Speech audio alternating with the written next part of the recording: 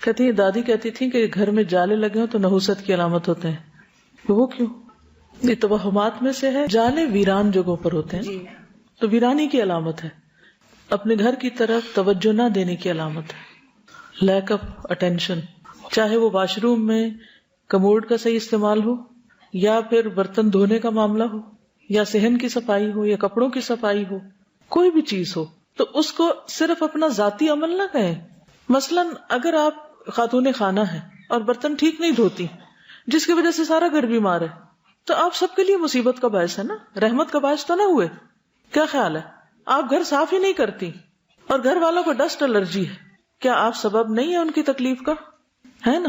تو بنیادی ذمہ داری تو عورت پر ہی آتی ہے نا، مردوں نے تو نہیں گھر صاف کرنا ہوتا.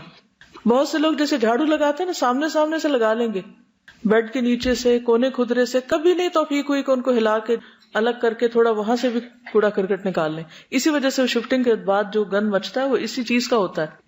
جب تک آپ کو اپنا گھر مینج کرنا نہیں آتا، ہوم مینجمنٹ نہیں آتی، آپ دین کا کام بھی نہیں کر سکتے. کیونکہ الحمدللہ باہر نکلنے سے پہلے جب گھر کو لک آفٹر کیا تو گھر والوں نے بھی خوشی سے باہر جانے دیا. جب ہم خصوصی طور پر جیسے ینگ گرلز ہیں، آپ گھر میں کسی قسم کا کوئی تعاون نہیں کرتے کسی سے، نہ کچن میں ہیلپ کرتے ہیں، نہ صفائی میں ہیلپ کرتے ہیں، نہ واشنگ میں ہیلپ کرتے ہیں، نہ کسی اور چیز میں، تو سارا وقت یا کتاب لے کے بیٹھے رہتے ہیں یا پھر آپ پڑھنے چلے جاتے ہیں یا پھر پڑھانے چلے جاتے ہیں.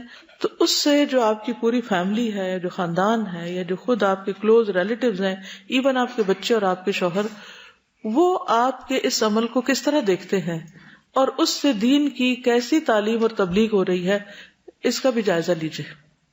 اور یہ بات بھی یاد رکھیے، کیا یہ کام کرنا عبادت میں شامل ہے یا نہیں ہے؟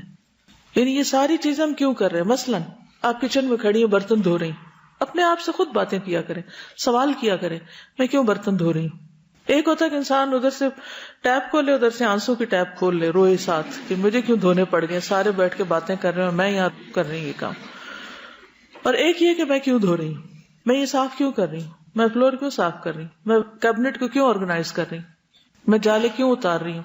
کچن کی جالی جس کے اوپر یا ایگزاسٹ فین جس پر مکھیاں بھی بیٹھتی ہیں اور گرد و غبار بھی ہوتا ہے اور تیل وغیرہ کا جو چھینٹے ہیں وہ بھی سب اس میں چلے جاتے، تو وہ مل جل کے کیا بن جاتی؟ بالکل موٹی سی تہ میل کی بن جاتی، اور پھر اس میں سے جو ہوا چھن کے آتی ہے وہ ہم انہیل کر رہے ہوتے ہیں. تو یہ ساری چیزیں میٹر کرتی.